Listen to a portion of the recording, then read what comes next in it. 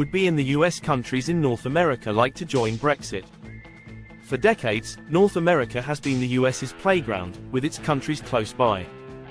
Bound by trade deals, economic policies, and a reliance on the US dollar, but in October 2024, Cuba, a North American country, made a formal application to join BRICS. Yes, BRICS, the union that Washington has often ignored as a loose coalition of emerging markets, is now attracting countries that are very close to it. What does this mean? Has the BRICS officially replaced the West? Let's find out. Cuba's decision to apply for BRICS membership is more than just a news story. It's a turning point for a country that has been economically cut off from the US for decades. Applying to the BRICS marks a bold departure from the US-centered world order.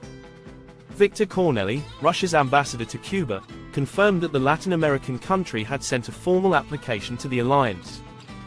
The application is now being looked over, and Miguel Diaz-Canel, the president of Cuba, has been invited to the upcoming BRICS summit. But why is this such a big deal? Building blocks has been slowly gaining popularity, and now 48 countries want to join the bloc. Other countries, besides Cuba, also see that joining this growing power center could be good for them. The US has had a tight grip on Cuba for decades through economic and diplomatic threats and penalties. This has made the country look for alternatives to the dollarization plan and trade deals that use the local currency.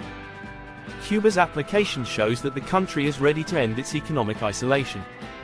It also shows the rest of the world that the BRICS bloc is not just an alternative to the West, but a competitor. This has huge implications for the US. If even a country in its own backyard joins the BRICS, it's clear that the balance of power is shifting. Cuba's bold move to shift is a sign that it sees a future. After Western dominance, a future where BRICS lead the way. But is this just the start for North America? Could other countries follow suit? Please remember to like, share, and subscribe to our channel to see more movies about Africa's politics, business, and way of life. Let's go on now. Cuba's BRICS application makes me wonder what will happen if more North American countries become interested in the bloc. North America, which is mostly dominated by the US, has traditionally been seen as part of the Western sphere of influence. However, if Cuba's application is any indication, we may be seeing the start of a paradigm shift. Imagine what would happen if more North American or even Latin American countries applied for BRICS membership. The US, which has historically been the most powerful country in the region, would be in a huge geopolitical and economic quandary. Its neighbors, who have long been seen as natural partners, might start to lean toward BRICS, a group that gives them a way out of the economic systems. This is more than just a symbolic change because it is tied to the dollar. The International Monetary Fund, IMF, and the World Bank are often criticized for being unfair to developing countries. If more North American countries, especially those feeling the effects of US influence, move toward BRICS, it could completely change the balance of power in the Western Hemisphere. This isn't just about countries switching alliances, it's about a world where regional ties don't automatically align with US interests.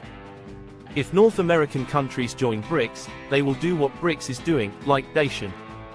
The question now is how will dollarization affect the global economy, especially with North American nations? Dollarization isn't just an idea, it's happening right now. BRICS members already do 85% of their business in their own currencies. Now think about what ripple will do to that. If North American countries start to join the movement for a region that has been ruled by the dollar for a long time, it will be a huge change. The US's most powerful economic tool has been its currency, but that tool is now being destroyed from within. If more countries in the Americas join BRICS and start devaluing, the global economy will suffer a huge setback. The US would lose one of its most powerful economic tools, and the whole financial order based on the dollar's dominance would begin to fall apart. This change could give rising countries more power by freeing them from the debt traps of dollar-denominated loans and letting them trade on their own terms during the dollar era.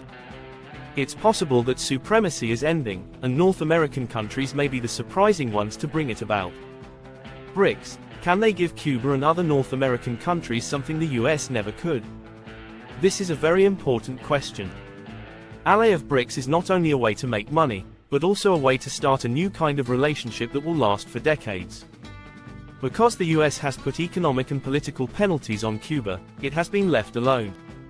Ally BRICS gives Cuba and maybe other North American countries something the US has never been able to, an equal partnership without the strings of dominance or exploitation. BRICS, unlike Western institutions, works on a consensus-based model, which means that all member nations have a voice and there are no hierarchical powers setting terms and conditions that serve the interests of one dominant player. This is appealing for countries like Cuba that have long been at the mercy of US foreign policy, but it's not just Cuba that wants it. Other North American countries that have been economically or politically shut out by the US might start to see BRICS as a way out. By joining forces with BRICS, these countries can get access to new markets, negotiate better trade terms, and break free from the economic dependence that has been a cornerstone of our society for a long time. By not giving these countries the freedom they want, the US has let them down. The BRICS, with its focus on mutual gain and dollarization, gives them a chance to build a future on their own terms. BRICS has almost taken over as the most powerful economic force in the world, but it's still not there yet. What began as a loose coalition of emerging markets has grown into a serious global player that challenges Western economic dominance at every turn. The US wants to be the undisputed leader of the global order, but countries that used to be influenced by it are now flocking to BRICS for a better deal. Cuba's application is symbolic of a larger trend, one that sees the balance of power shifting away from the West, but the full replacement of Western dominance isn't a done deal yet. BRICS still faces internal challenges from differing political systems to economic disparities among its members, but its growing membership and the increasing desire of countries to break free from the West's grip signal that BRICS is well on its way. The question now is whether the West, particularly the US, can adapt to this new reality or whether it will continue to lose influence as more nations join the BRICS movement. Either way, BRICS is no longer just an alternative, it's a real contender for global leadership. Is it possible that two powers coexist? Can BRICS and Western monopolies exist together? At first glance, the idea of two major powers, BRICS and Western monopoly, coexisting seems tempting. Could we live in a world where both BRICS nations and Western-dominated financial systems